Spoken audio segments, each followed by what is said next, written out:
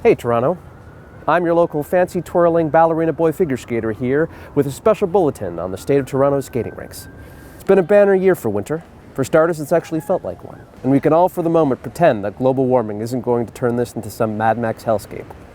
But don't worry, it will. With everything going on politically in the country right now, I thought it was prudent to dig into the most hard-hitting story that we could think of. That's right, municipal outdoor skating rinks. You're welcome.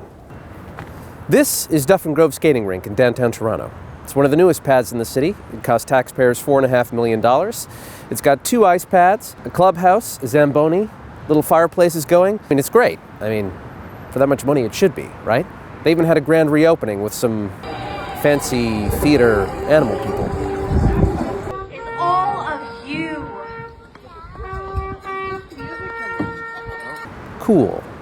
Your local ballerina boy here was excited to see rinks like these go up, a place to train my twirls. But I had erred. This local ballerina boy was actually a bad boy in disguise. I've been kicked off the ice 4 separate times. What rules did I break? Was I playing with my switchblade? Was I smoking and chatting up all the pretty girls? No, it was this. Seriously. I was told that raising my foot higher than 4 inches off the ice was dangerous and against the rules, and that I had to stop or leave. Maybe they thought one of my twizzles would pop the head off of a young girl or cut the carotid arteries of a senior couple skating by. But either way, this ballerina boy's got some fangs. Skate on figure skating ice, I was told. So I took a look. The Duff and Grove skating rink has 2 pads. This big one here is exclusively for hockey, 82 hours a week. The other exclusively for leisure skate, where I can't raise my foot higher than 10.16 centimeters off the ice. The figure skating hours? There were none. In fact, in the 104 skating rinks run by the Parks and Recreation Department, there are only 2 hours and 45 minutes of scheduled figure skating time a week. 2 hours in Scarborough and 45 minutes in Mississauga. If you know anything about Toronto, you'll know that those aren't the same city. If you use Duff and Grove Rink as a template for hockey time across the city and then half it, you'll see the city offers 4,500 hours of free hockey time across the city each week, but only 2 hours and 45 minutes for figure skating. So, what gives? I asked the head of Parks and Recreation about this in a lengthy email. He said the number one thing I should do was obey the rules, don't lift my foot off the ice, and that he would send me to his head of skating. The head of skating said, maybe we can change something for next year. I asked, is there anything you can do with 104 rinks to allow a little bit of skating to happen this year? She said, it'll be too hard. That was a month ago.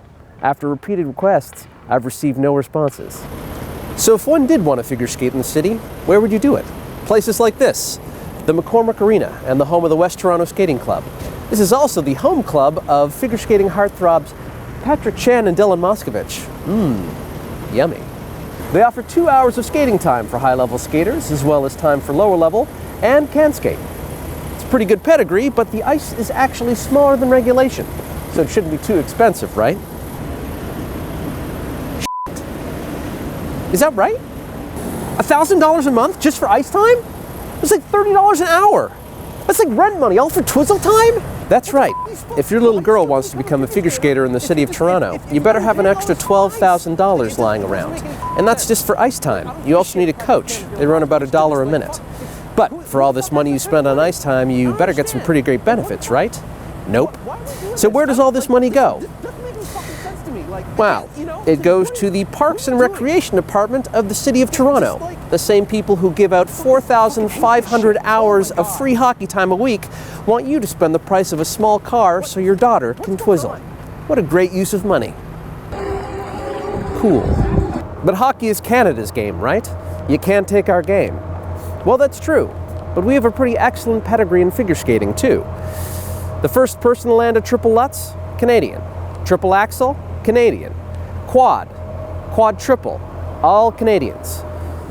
But with this expense, who can start?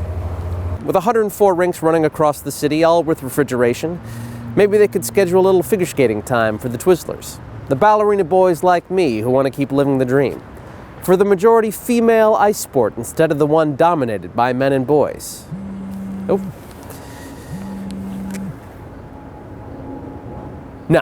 No, they can't.